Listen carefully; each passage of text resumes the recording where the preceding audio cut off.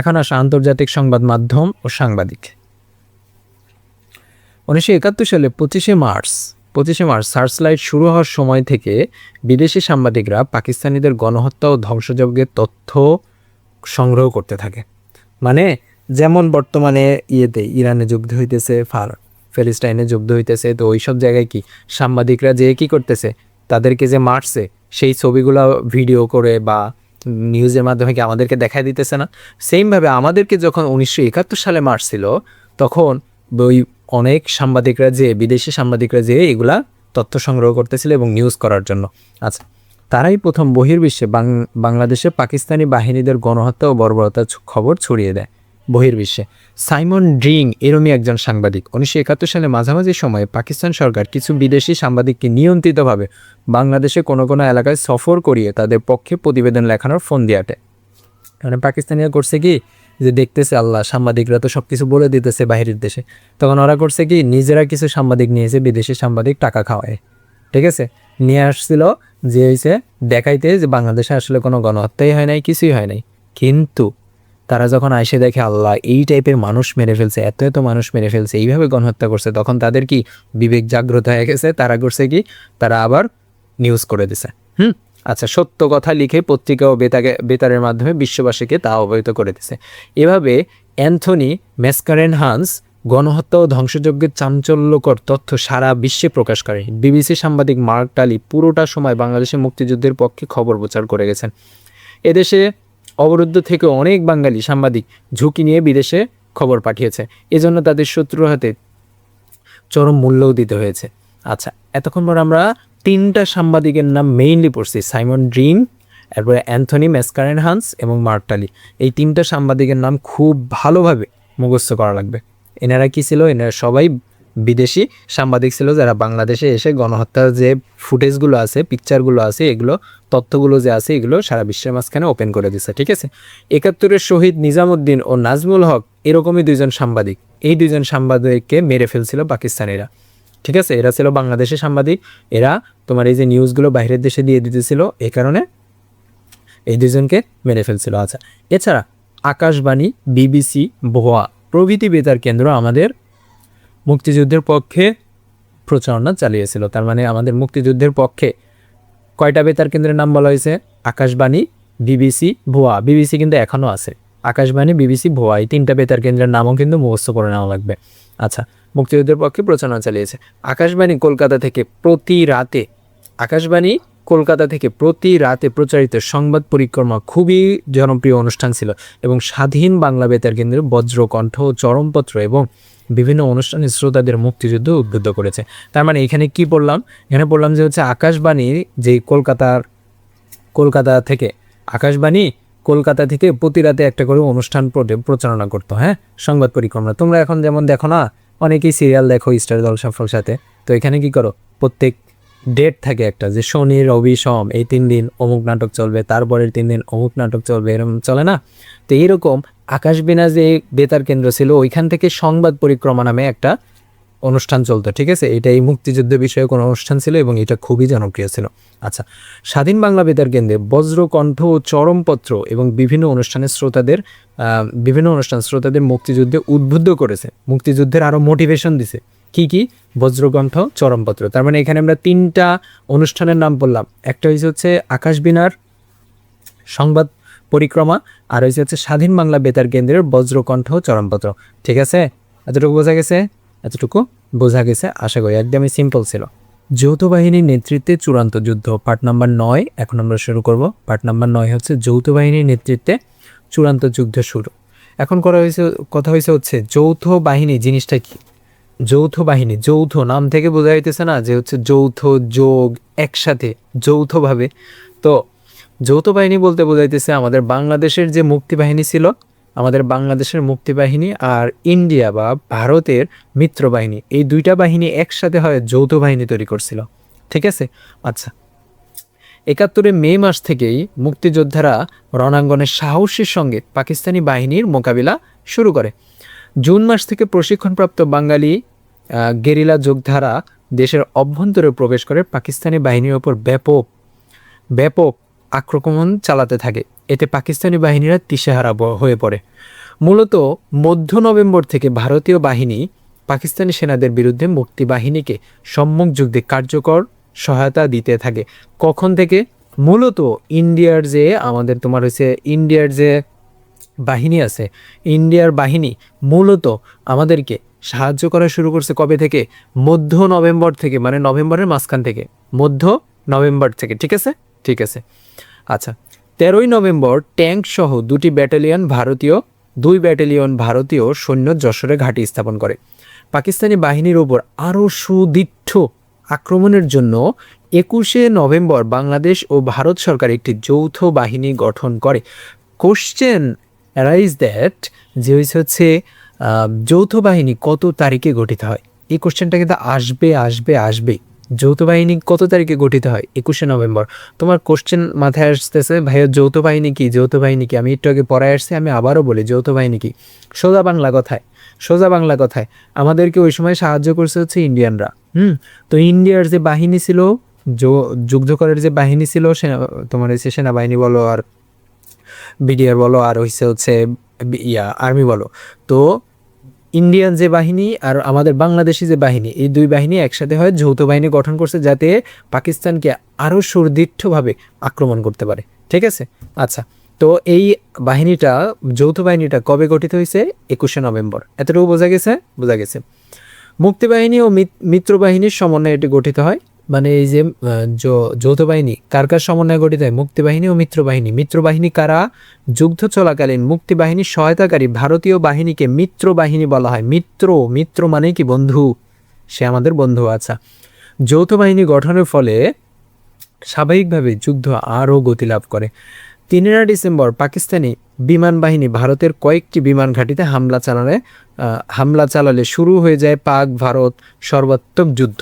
এখানে টপিকটা তোমার একটুখানি বোঝা লাগবে। এখানে দেখো, যুদ্ধ হইতেছে কার মধ্যে? যুদ্ধ হইতেছে আমাদের আর পাকিস্তানিদের মধ্যে। এর মাঝখানে ইন্ডিয়া এসে আমাদেরকে সাহায্য করার কারণে পাকিস্তানিরা কি করছে?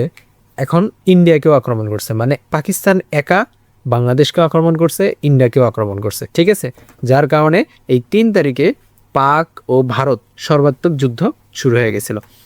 যৌথ বাহিনীর অধীনে বাংলাদেশ সীমান্তে এ সময় আক্রমণ শুরু হয়। পাশাপাশি গুরুত্বপূর্ণ স্থাপনাসমূহে চালানো হয় বিমান হামলা। 6 ডিসেম্বর ভারত সার্বভৌম দেশ হিসেবে বাংলাদেশকে স্বীকৃতি দেয়। তাহলে বাংলাদেশকে তোমার হচ্ছে সার্বভৌম দেশ হিসেবে স্বীকৃতি দেয় কত তারিখে? 6 ডিসেম্বর। কারা দেয়? ভারতে। তোমার মনে কি কোশ্চেন আসছে কখনো যে বাংলাদেশের কোন জেলা সর্বপ্রথম তোমার হচ্ছে জয়লাভ করছে? বাংলাদেশের কোন শহর বা কোন এলাকা সর্বপ্রথম জয়লাভ করছে মুক্তিযুদ্ধে? যশোর। কোন এলাকা? যশোর। এই যে যশোর বিমানবন্দরের পতনের পর যৌথ বাহিনী যশোর শহরে প্রবেশ করে। তার মানে যশোর বিমানবন্দরের পতনের পর যৌথ বাহিনী যশোর শহরে প্রবেশ করে এবং 8 ও 9 ডিসেম্বরে কুমিল্লা, ব্রাহ্মণবাড়িয়া, নোয়াখালী শহর যৌথ বাহিনীর দখলে আসে। তার মানে সর্বপ্রথম যৌথ বাহিনীর দখলে আসছে কোনটা? যশোর। যশোরের পরে কি আসছে? কুমিল্লা, ব্রাহ্মণবাড়িয়া, নোয়াখালী। ঠিক আছে, যশোর। আচ্ছা, 10 ডিসেম্বর হোটেল ইন্টারকন্টিনেন্টালকে নিরপেক্ষ এলাকা ঘোষণা করে ঢাকাস্থ কূটনৈতিক বিন্দু ও বিদেশি নাগরিকদের সেখানে আশ্রয় দেওয়া হয়। এখানে কি বললো কথাটা হচ্ছে হোটেল কন্টিনেন্টালের কথা বলা হইতেছে। সেই হোটেল ইন্টারকন্টিনেন্টালকে নিরপেক্ষ এলাকা ঘোষণা করা হয়। মানে এই এলাকা না ইন্ডিয়ানদের, না বাংলাদেশের, না পাকিস্তানের, এই এলাকা কারো না। এবং এইখানে যত বিদেশি নাগরিক থাকে, সবসময়ই আমাদের বাংলাদেশে কিছু না কিছু বিদেশি নাগরিক থাকে। আমাদের বাংলাদেশ থেকে তোমাদের অনেকের বাবা মা বিদেশ থাকে না? সেমভাবে অন্যান্য দেশ থেকেও বাংলাদেশে আসে। হ্যাঁ, তো এরকম যত বিদেশি নাগরিক ছিল, যত কূটনৈতিক বিন্দু ছিল, তাদেরকে এই নিরপেক্ষ এলাকা হোটেল ইন্টারকন্টিনেন্টালে রাখা হয়। ঠিক আছে, তার মানে হোটেল ইন্টারকন্টিনেন্টাল কি নিরপেক্ষ এলাকা ছিল 1971 সালের 10 ডিসেম্বরের। আচ্ছা, ওই দিন বিশেষ বিমানযোগে ঢাকা থেকে ব্রিটিশ ও অন্যান্য নাগরিকদের নিরাপদ স্থানে সরিয়ে নেওয়া হয়। 11 ও 12 ডিসেম্বর ময়মনসিংহ, হিলি, কুষ্টিয়া, খুলনা, রংপুর, রাজশাহী, দিনাজপুর, সিরাজগঞ্জ মুক্ত হয়। আচ্ছা, যৌথ বাহিনীর শেষ যুদ্ধ। আমাদের যে যৌথ বাহিনী, সেই যৌথ বাহিনীর শেষ যুদ্ধ 12ই ডিসেম্বর ঢাকায় বিভিন্ন সামরিক অবস্থানের ওপর যৌথ বাহিনীর বিমান হামলা চলে। বিভিন্ন সামরিক অবস্থানের উপর যৌথ বাহিনীর বিমান হামলা চলে। যৌথ বাহিনী চারিদিক থেকে ঢাকার অভিমুখে রওনা হয়। মানে জিনিসটা হয়েছে হচ্ছে তোমার যখন যৌথ বাহিনী যশোরে আক্রমণ করে, তো এই যশোরে আক্রমণ করার পরে আস্তে আস্তে তারা সবাই কি হয়, যখন যশোরে জিতলো তো এরকম সারা দেশ থেকে আস্তে আস্তে জিততে চায়ের সাইড দিয়ে ঢাকাতে আসা শুরু করে। ঠিক আছে, ঢাকার দিকে রওনা হয়। এই যে যৌথ বাহিনী চারদিক থেকে ঢাকা অভিমুখে রওনা হয়। ঠিক আছে, কারণ আলটিমেটলি ঢাকা তুমি যদি দখল করতে পারো তাহলে তোমার কিন্তু সারা দেশের বিজয় হয়ে যাবে। যেমন এই যে আমাদের গণ অভ্যুত্থান হলো, গণ অভ্যুত্থানে অনেক এলাকায় তোমার হয়েছে প্রপারলি কিন্তু আন্দোলন হয়ই নাই। আমার এই নাটোরের কথাই বলি, আমার এই নাটোরে তেমন একটা আন্দোলন হয়ই নাই, কিন্তু ঢাকাটা যে দখল করে নেওয়া হয়েছিল এই কারণে কিন্তু শেখ হাসিনার পতন হয়ে গেছে। ঠিক আছে, তাই যে কোনো দেশের যে রাজধানী আছে না, রাজধানী হচ্ছে মেন বিষয়, বুঝছো? যে কোনো দেশের রাজধানী যার দখলে থাকবে ওই দেশ তার দখলে। আচ্ছা, এর মধ্যে দেশের সীমান্তবর্তী বিভিন্ন রণাঙ্গনে পাকিস্তানি বাহিনীর আত্মসমর্পণ শুরু হয়ে যায়। আত্মসমর্পণ মানে কি? আত্মসমর্পণ মানে তোমরা দেখছো না, হাত তুলে করে আমি তোমাদের কাছে হার মানছি, আমি তোমাদের বন্দী হয়ে গেল, কিন্তু তোমরা আমাদেরকে মাইরো না। ঠিক আছে, এরকম আত্মসমর্পণ করে ফেলে। হ্যাঁ, পাকিস্তানি সরকারের গভর্নর ডাক্তার মালিক পদত্যাগ করে তার মন্ত্রীদের নিয়ে হোটেল ইন্টারকন্টিনেন্টালে আশ্রয় নেন। গভর্নর ডক্টর মালিক, অনেকের মাথায় কোশ্চেন, ভাই গভর্নর জিনিসটা কি? গভর্নর হচ্ছে এমন একজন ব্যক্তি যিনি কোনো প্রদেশে কেন্দ্রীয় সরকারের প্রতিনিধি হিসেবে কাজ করে। মানে তখন আমাদের এই বাংলাদেশ তখন কি পাকিস্তান, পশ্চিম পাকিস্তানের প্রদেশ হিসাবে ছিল। তো এই পশ্চিম পাকিস্তানের দায়িত্ব দেওয়া হয়েছিল এই গভর্নরকে। গভর্নর ডাক্তার মালিককে। ঠিক আছে, তো উনি করছে কি, যখন এরকম যুদ্ধে হেরে যাওয়ার পরে ওনারা করছে কি, ওনারা হচ্ছে তোমার পদত্যাগ করছে, তার মন্ত্রীদেরকে নিয়ে পদত্যাগ করে হোটেল ইন্টারকন্টিনেন্টালে অবস্থান নিয়েছে। ঠিক আছে, 14ই ডিসেম্বরের মধ্যে ঢাকা ছাড়া দেশের উন্নত অনেক বড় শহর ও সেনানিবাস পাকিস্তানি বাহিনী আত্মসমর্পণ করে সেনানিবাসে। আচ্ছা, ওই দিনই পাকিস্তানি বাহিনীর যুদ্ধের সমাপ্তি ঘটে, মানে 14 ডিসেম্বরই মোটামুটি সমাপ্তি ঘটে যায় তোমার ওই যে যুদ্ধের। আর ঢাকা শহরের চারদিক থেকে তখন যৌথ বাহিনী ঘেরাও করে রাখে। ঢাকা শহরের চারদিক থেকে যখন যৌথ বাহিনী ঘেরাও করে রাখে, যে কোনো সময় ঢাকায় পাকিস্তানি বাহিনী আত্মসমর্পণ ঘটতে পারে অবস্থা সেরকম পর্যায়ে চলে গেছিল। ঠিক আছে, আত্মসমর্পণের সুবিধার্থে মিত্র বাহিনীর সর্বাধিনায়কের আহ্বানে উভয় পক্ষ 16ই ডিসেম্বর বিকেল 3টা পর্যন্ত যুদ্ধবিরতিতে সম্পন্ন হয়। আচ্ছা, এখানে কাহিনীটা হলো কি আমি বলি। কাহিনীটা হচ্ছে 14ই ডিসেম্বরে তোমার হচ্ছে আমাদের যে যৌথ বাহিনী ছিল সেই যৌথ বাহিনী ঢাকাকে ঘিরে ফেলে। ঠিক আছে, ঢাকাকে ঘিরে ফেলে এবং ঢাকার আশপাশে যত অঞ্চল ছিল সব জয় করে ফেলে। এখন ঢাকাকে যেহেতু ঘিরে ফেলছে, এখন ঢাকার ভিতরে পাকিস্তানি যেসব বাহিনীরা ছিল তারা তোমার আত্মসমর্পণ করার জন্য প্রস্তুতি নিচ্ছিল। হ্যাঁ, তো এই আত্মসমর্পণ যাতে তারা করতে পারে এই জন্য মিত্র বাহিনীরা তোমার মিত্র বাহিনী মানে ইন্ডিয়ানদের যে বাহিনী ছিল সেই বাহিনীরা উভয় পক্ষকে আহ্বান জানায়, মানে পাকিস্তানি এবং বাংলাদেশি উভয় পক্ষকে আহ্বান জানায় 16ই ডিসেম্বর বিকাল 3টা পর্যন্ত যাতে যুদ্ধটা বিরতি দিয়ে রাখে। হ্যাঁ, আচ্ছা, এতটুকু বোঝা গেছে। এই ছিল আমাদের পার্ট 9। এগুলা জাস্ট এখন আসো পার্ট নাম্বার 10 আমরা শুরু করি। গণহত্যা ও পার্ট 10।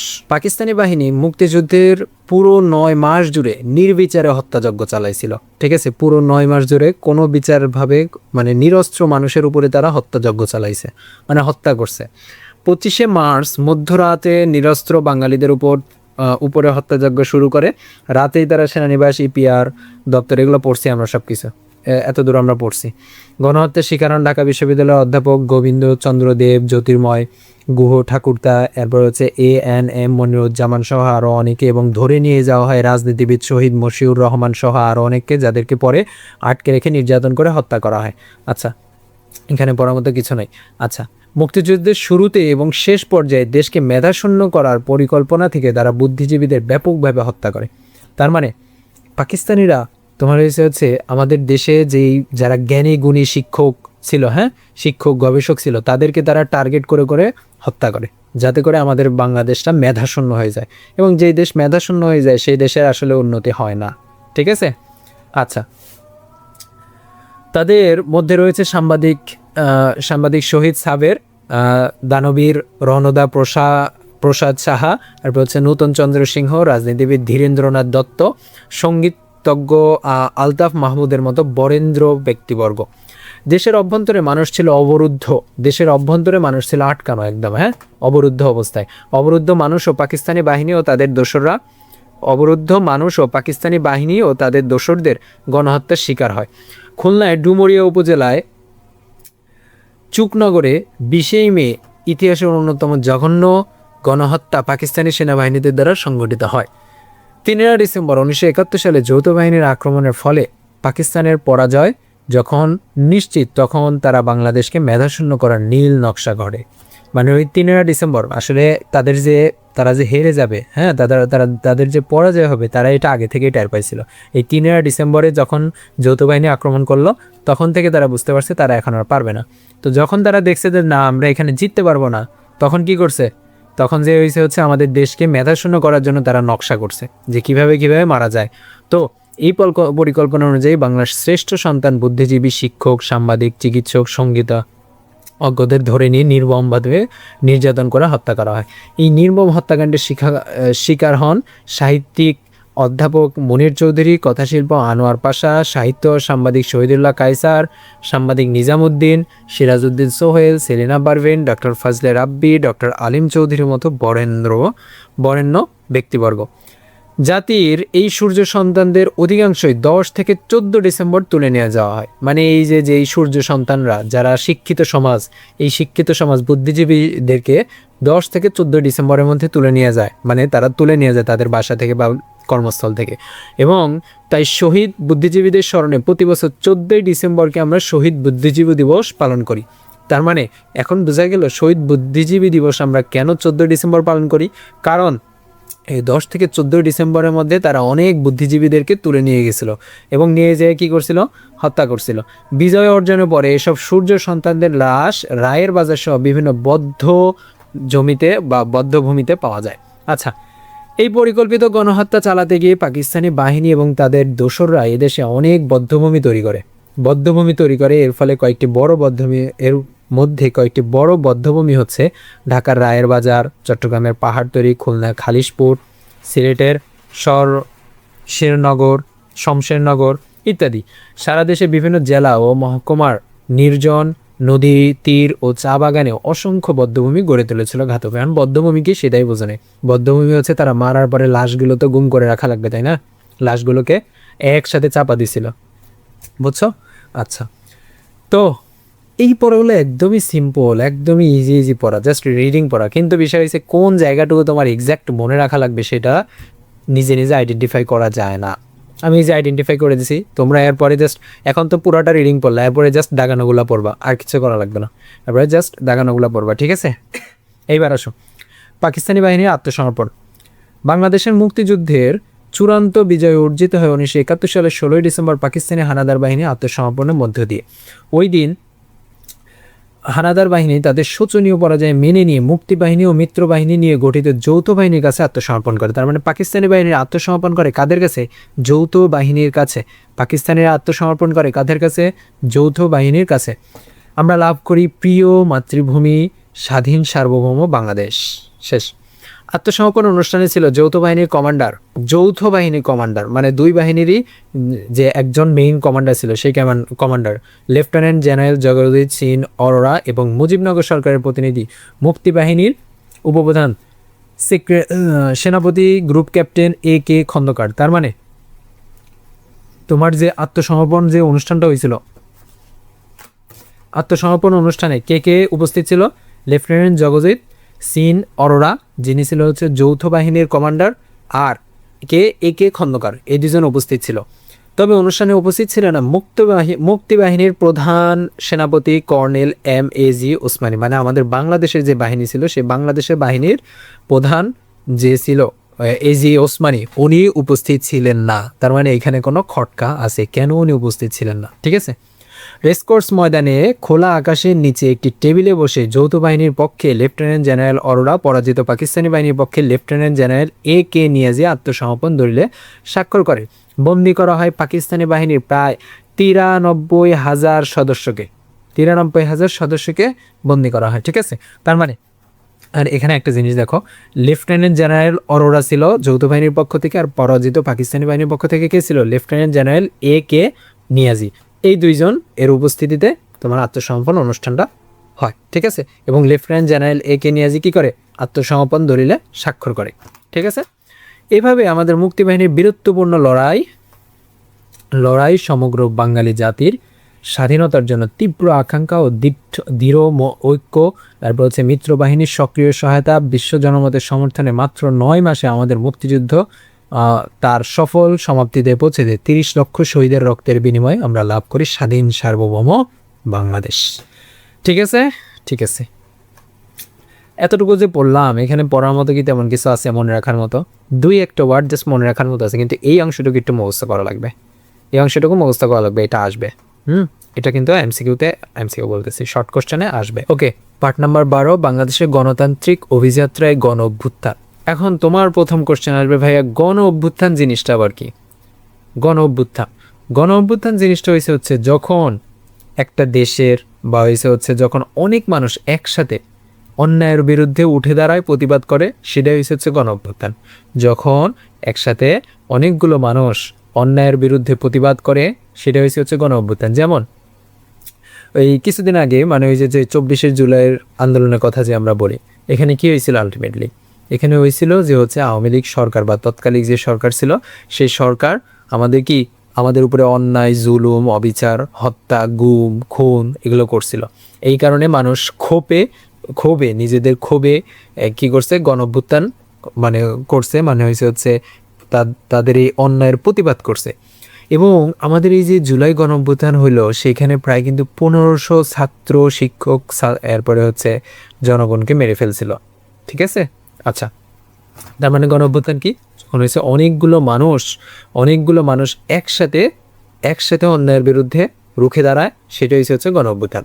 বাংলাদেশের গণতান্ত্রিক সংগ্রামের ইতিহাসে 90-এর গণ অভ্যুত্থান হচ্ছে কি জানো? 1990 সালে একবার গণ অভ্যুত্থান হয়েছিল,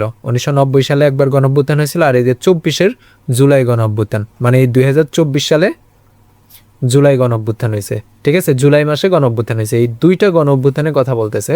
এই দুইটা গণ অভ্যুত্থান তাৎপর্যপূর্ণ দুটি ঘটনা। গণতন্ত্র, সুশাসন, সামাজিক সাম্য প্রতিষ্ঠার দাবিতে জনগণের ঐক্যবদ্ধ আন্দোলনে সফল প্রতিফলন হচ্ছে এই দুইটা গণ অভ্যুত্থান। আচ্ছা, এখন আমরা গণ অভ্যুত্থানগুলো সম্পর্কে একটু ডিটেলস বিস্তারিত জানবো। 90-এর গণ অভ্যুত্থান জিনিসটা কি? 90-এর গণ অভ্যুত্থান হচ্ছে 1990 সালে গণ অভ্যুত্থান ছিল স্বৈর শাসক হুসেন মোহাম্মদ এরশাদের বিরুদ্ধে একটি সম্মিলিত প্রতিবাদ। কার বিরুদ্ধে? তার 90-এর যে গণ অভ্যুত্থান হয়েছিল, সেই গণ অভ্যুত্থান কার বিরুদ্ধে হয়েছিল? কার বিরুদ্ধে? স্বৈর শাসক হুসেন মোহাম্মদ এরশাদের বিরুদ্ধে। তিনি 1982 সালে সামরিক অভ্যুত্থানের মাধ্যমে অবৈধ ক্ষমতা দখল করে রাজনৈতিক স্বাধীনতা সীমিত করেন। কি করছে তিনি? 1982 সালে সামরিক গণ অভ্যুত্থান হয়েছে, হচ্ছে তোমার মাধ্যমে আমাদের যে বাহিনীগুলো আছে, সেই বাহিনীগুলোর মাধ্যমে সে অভ্যুত্থান করে অবৈধভাবে ক্ষমতা দখল করছে। ওকে জনগণ ভোট টোট দেয় নাই, কিন্তু সে অবৈধভাবে তোমার হচ্ছে ক্ষমতা দখল করছে। ফলে গণতন্ত্র ও মত প্রকাশের স্বাধীনতা হুমকির মধ্যে পড়ে যায়। দুর্নীতি, দমনপীড়ন ও দুঃশাসনের বিস্তার ঘটে। দুঃশাসন থেকে মুক্তি পেতে ছাত্র সমাজ, পেশাজীবী, রাজনৈতিক নেতাকর্মী সহ সাধারণ মানুষ আন্দোলনে নামে এবং 1987 সালে 10ই নভেম্বর স্বৈরাচার নিপাত যাক, গণতন্ত্র মুক্তি পাক স্লোগান লেখা বুকে পুলিশের গুলি চালালে নূর হোসেন শহীদ। কি হইলো? কি বললো এখানে? একটা মানুষ যার নাম হচ্ছে নূর হোসেন শহীদ। কি বললাম? একটা মানুষ যার নাম হচ্ছে নূর হোসেন শহীদ, তার বুকে লেখা ছিল স্বৈরাচার নিপাত যাক, গণতন্ত্র মুক্তি পাক। এই লেখাটা তোমার লেখাটা লিখে তারা কি স্লোগান দিতেছিল। এই নূর হোসেন, ঠিক আছে, স্লোগান দিতেছিল। কবে? 1987 সালের 10ই নভেম্বর। তখন কি করছে? পুলিশ তার বুকে গুলি করে তাকে শহীদ করছে। তো এর ফলে আন্দোলন গতি পায়। 1990 সালের শেষের দিকে এই আন্দোলন চূড়ান্ত পর্যায়ে পৌঁছে যায়।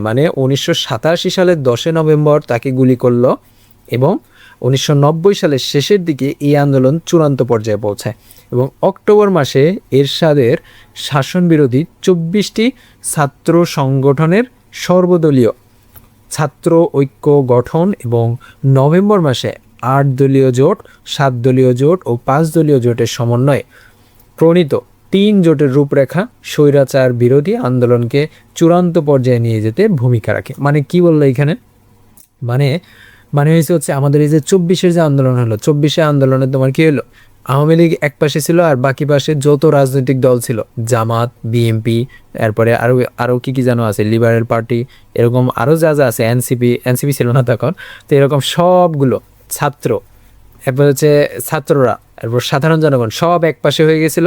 আর কি, আর এই তোমার হচ্ছে আওয়ামী লীগ এক পাশে হয়ে গেছিল। এইভাবে কি করছে, তার আওয়ামী লীগের পতন ঘটাইছে। সেমভাবে এরশাদের ক্ষেত্রেও এরশাদকেও সেমভাবে এইভাবেই কিন্তু পতন করানো হয়েছে। ঠিক আছে, তার মানে এরশাদ বাদ দিয়ে বাকি যত মানুষ আছে, এরশাদের বিরোধী, এরশাদ শাসন বিরোধী 24টা ছাত্র সংগঠন, এর সর্বদলীয় ছাত্র ঐক্য গঠন, নভেম্বর মাসে 8 দলীয় জোট, 7 দলীয় জোট, 5 দলীয় জোটের সমন্বয়ে প্রণীত 3 জোটের রূপরেখা স্বৈরাচার বিরোধী আন্দোলনকে চূড়ান্ত পর্যায়ে নিয়ে যেতে ভূমিকা রাখে। ফলে সারা দেশে হরতাল, বিক্ষোভ, মিছিল ও প্রতিবাদ ছড়িয়ে পড়ে। 27 নভেম্বর এরশাদ দলীয় সন্ত্রাসীদের গুলিতে ঢাকা মেডিকেল কলেজের শিক্ষক ডাক্তার শামসুল আলম খান মিলন নিহত হলে স্বৈরাচার এরশাদ বিরোধী আন্দোলন বিক্ষোভে সর্বস্তরের জনগণও যোগ দেয়। মানে কি করলো, মানে আসলে প্রত্যেকটা যতগুলোই সরকার আছে, হ্যাঁ, যতই সরকার আছে, সব সরকারে আসলে সন্ত্রাসী বাহিনী থাকে। ঠিক আছে, তো এরশাদের যে দলীয় সন্ত্রাসী ছিল, সেই সন্ত্রাসীদের গুলিতে ঢাকা মেডিকেল কলেজের শিক্ষক ডাক্তার শামসুল আলম খান মিলন নিহত হয়েছিল। ঠিক আছে, এই যে একজন সম্মানিত শিক্ষককে মেরে ফেললো, এই কারণে জনগণ কি হয়, আরও বিক্ষোভে তোমার হচ্ছে ফেটে ওঠে। যেমন তোমারই যে হচ্ছে স্কুল কলেজের, তোমার স্কুলের যদি কোনো শিক্ষককে এভাবে যদি গুলি করে মারা হয়, তুমি কি কখনো বসে থাকবা না। তো ওই সময় এরকম ডাক্তার শামসুল আলম খানকে যখন এভাবে মেরে ফেলছে, তখন কেউ বসেছিল না, সবাই আন্দোলনে যোগদান করছে। ঠিক আছে, এই গণবিক্ষোভের মুখে অবশেষে 6 ডিসেম্বর 1990 সালে স্বৈরশাসক এরশাদ পদত্যাগ করতে বাধ্য হয়। তাহলে এরশাদ পদত্যাগ করে কত তারিখে? 6 ডিসেম্বর 1990 সালে। ঠিক আছে, আচ্ছা, পরবর্তী সময়ে একটি অন্তর্বর্তীকালীন নিরপেক্ষ সরকারের অধীনে নির্বাচন অনুষ্ঠিত হয় এবং দেশে গণতান্ত্রিক শাসন ফিরে আসার পথ উন্মুক্ত হয়।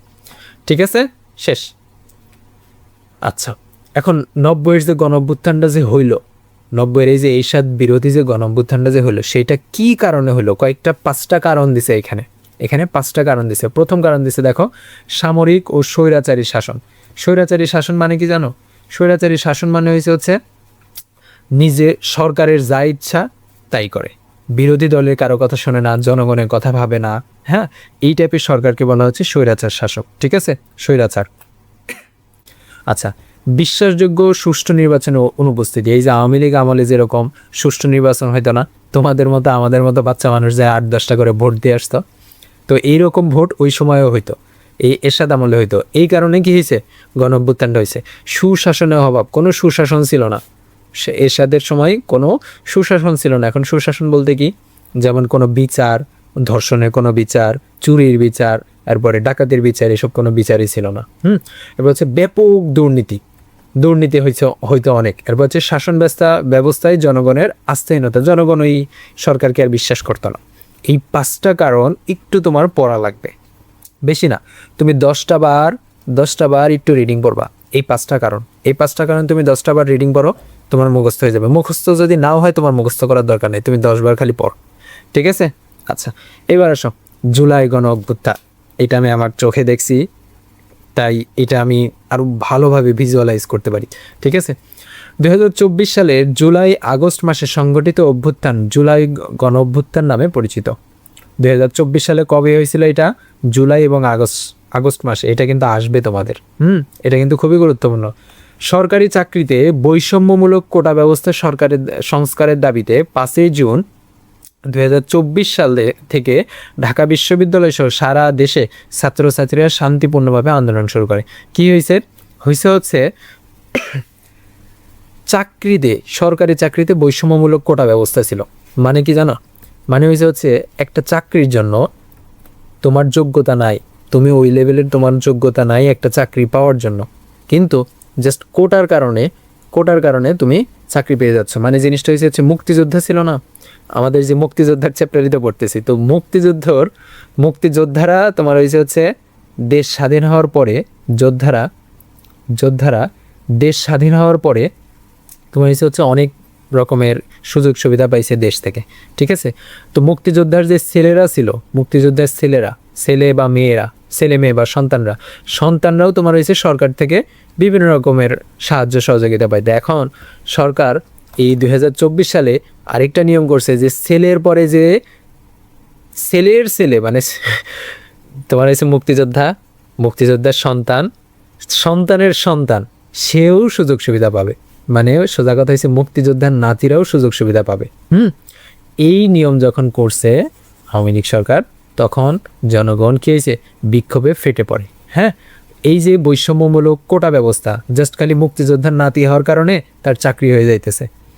এই কোটা ব্যবস্থার কারণে, এই সংস্কারের দাবিতে 5ই জুন 2024 সালে ঢাকা বিশ্ববিদ্যালয় সহ সারা দেশে ছাত্রছাত্রীরা শান্তিপূর্ণভাবে আন্দোলন শুরু করে।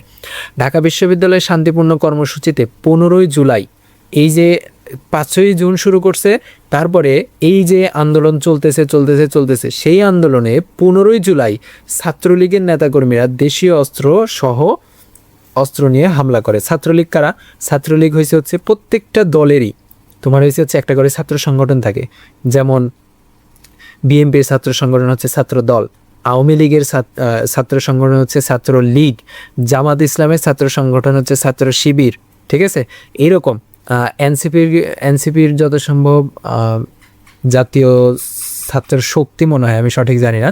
তো এই আওয়ামী লীগ করছে কি, 15 জুলাই তাদের যে ছাত্রলীগ ছিল, এই ছাত্রলীগদেরকে দিয়ে, নেতাকর্মীদের দিয়ে দেশীয় অস্ত্র সহ, মানে অস্ত্র বলতে বোঝো রামদা, লাঠি, এরপরে হচ্ছে SS পাইপ, এগুলো দিয়ে হামলা করে এই আন্দোলনকারীদের উপর, ঠিক আছে? আচ্ছা, ছাত্রলীগের হামলায় নারী শিক্ষার্থী সহ অনেকে আহত হয়। নারী শিক্ষার্থীদের উপর এমন পাশবিক হামলা সারা দেশের মানুষকে বিক্ষুব্ধ করে তোলে। পরদিন 16ই জুলাই সারা দেশে আন্দোলনকারীদের উপর আবার ছাত্রলীগ, যুবলীগ, সশস্ত্র কর্মী ও আইন শৃঙ্খলা বাহিনীর সদস্যরা হামলা চালায়, ঠিক আছে? আচ্ছা,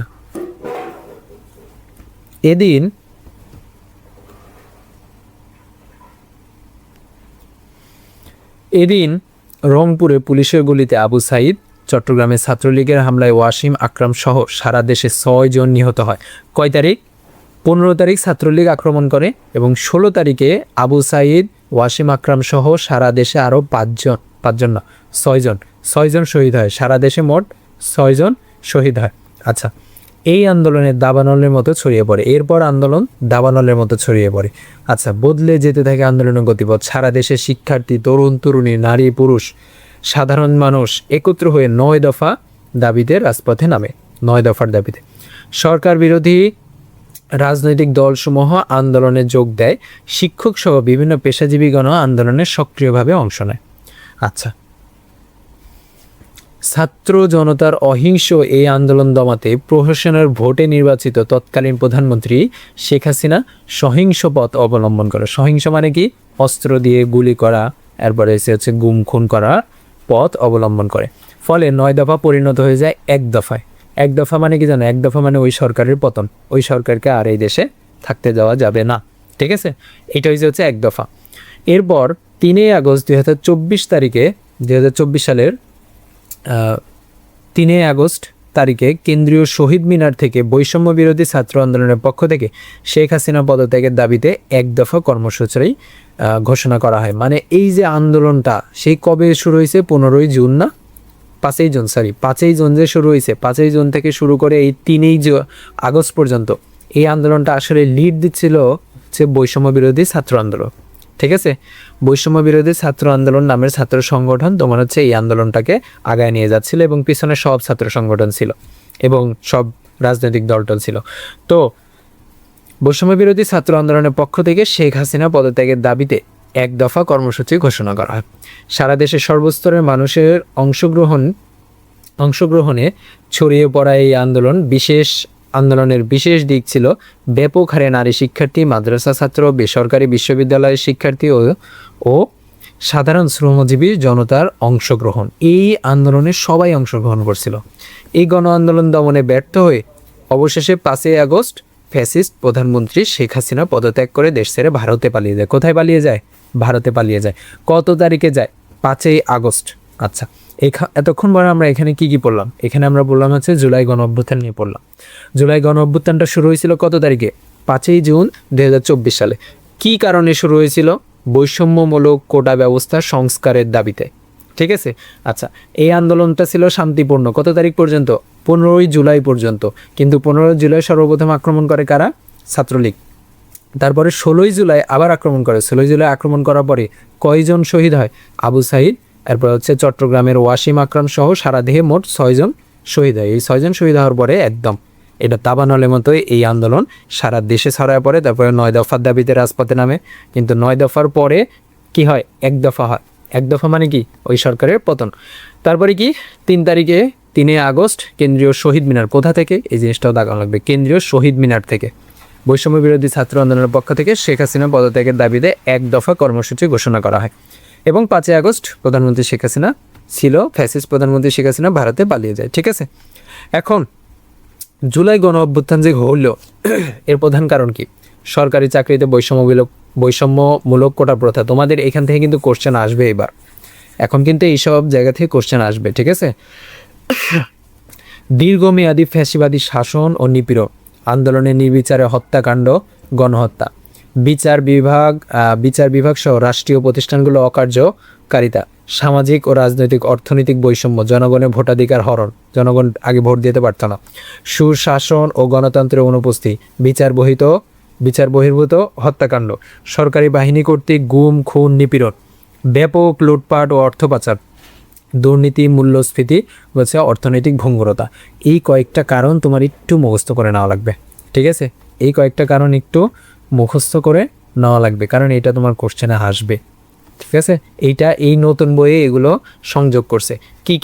কি সর্বপ্রথম মূল কারণ কি? এই জুলাই গণ অভ্যুত্থানের মূল কারণ কি? সরকারি চাকরিতে বৈষম্যমূলক কোটা প্রথা। ঠিক আছে। আচ্ছা, শেখ হাসিনার পতন ও ফ্যাসিবাদী অবসান। পৃথিবীর ইতিহাসে সকল ফ্যাসিবাদী শাসনের পতন এক অনিবার্য বাস্তবতা। একইভাবে বাংলাদেশে শেখ হাসিনার পতন ও ফ্যাসিবাদের অবসান ছিল অবশ্যম্ভাবী। কারণ কোনো দমনমূলক শাসন চিরকাল টিকে থাকতে পারে না। শেখ হাসিনার শাসন আমলে গুণ, খুন, দমন পীড়ন, নির্বাচন ব্যবস্থা ধ্বংস করে জনগণের অধিকার হরণ করা হয়েছিল। এইখানে এগুলো আসলে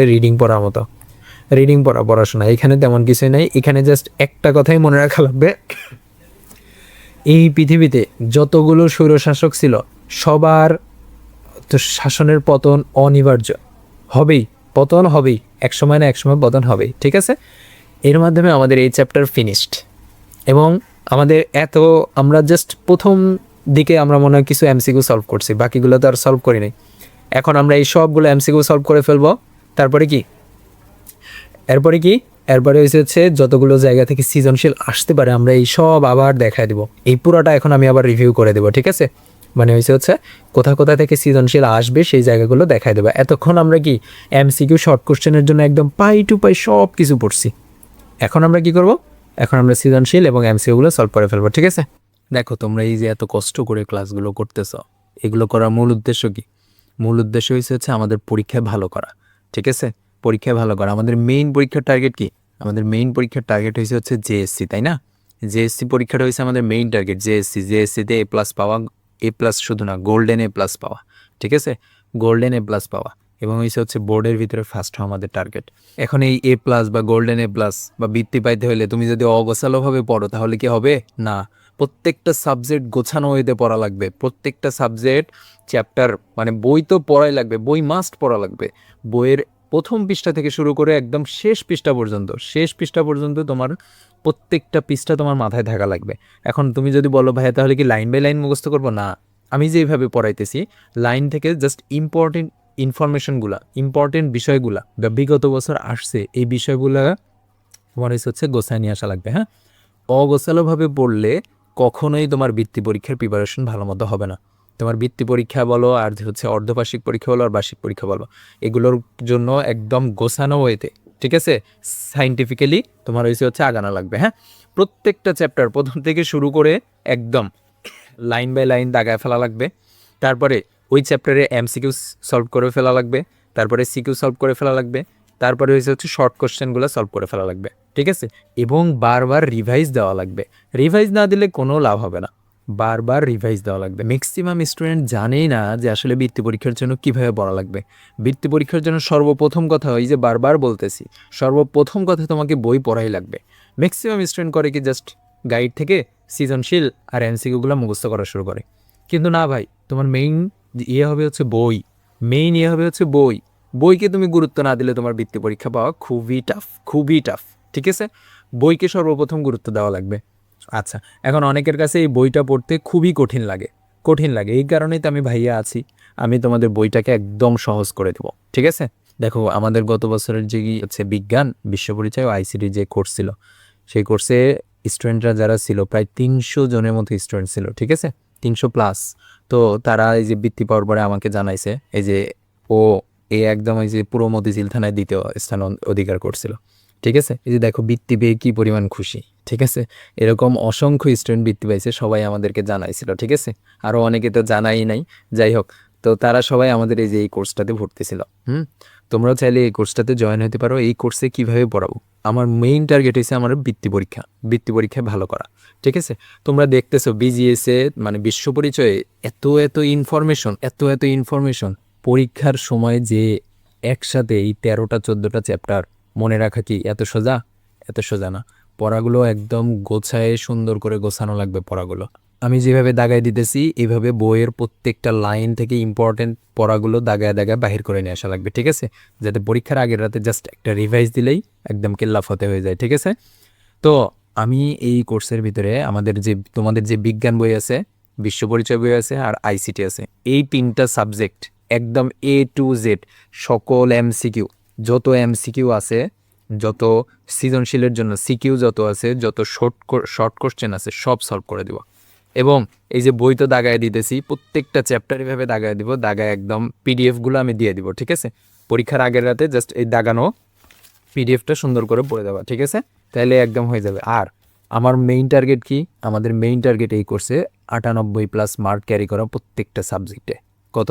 98+। এটা কিন্তু সম্ভব, চাইলেই সম্ভব, কিন্তু সেটার জন্য কি করা লাগবে, এই কোর্সে প্রত্যেকটা class A to Z follow করা লাগবে। এই কোর্সের প্রত্যেকটা class A to Z follow করা লাগবে, ঠিক আছে। এছাড়াও তোমাদের অর্ধবার্ষিক আর বার্ষিক যে পরীক্ষা হবে, এই পরীক্ষার আগে দিয়ে আমি সাজেশন দিয়ে দেবো। এই 3টা সাবজেক্টের উপর সাজেশন দিয়ে দেবো অর্ধবার্ষিক আর বার্ষিক পরীক্ষার আগে। আর মেইন পরীক্ষার আগে যেই মানে জেএসসি পরীক্ষার আগে যেই সাজেশন লাগবে ওটা তো অবশ্যই দেবো ইনশাল্লাহ, ঠিক আছে। আচ্ছা, যেহেতু আমি line by line word by word একদম দাগায় পড়াইতেছি, তোমাদের কোনো প্যারাই হবে না। হ্যাঁ, জাস্ট খালি কোর্সের ক্লাসগুলো কমপ্লিট করা লাগবে। কোর্সের মূল্য মাত্র 699 টাকা। তো এটা এখন বর্তমানে ডিসকাউন্টে 699 টাকা চলতেছে। তোমরা যারা ভর্তি হইতে চাও অবশ্যই অতি সত্বর ভর্তি হয়ে যাও, ঠিক আছে, অতি সত্বর ভর্তি হয়ে যাও। ভর্তি হওয়ার জন্য কী করা লাগবে, জাস্ট এই নাম্বারে হোয়াটসঅ্যাপে নক দিবা, তাইলেই হবে। এই নাম্বারে হোয়াটসঅ্যাপে নক দিবা, ঠিক আছে, ওকে।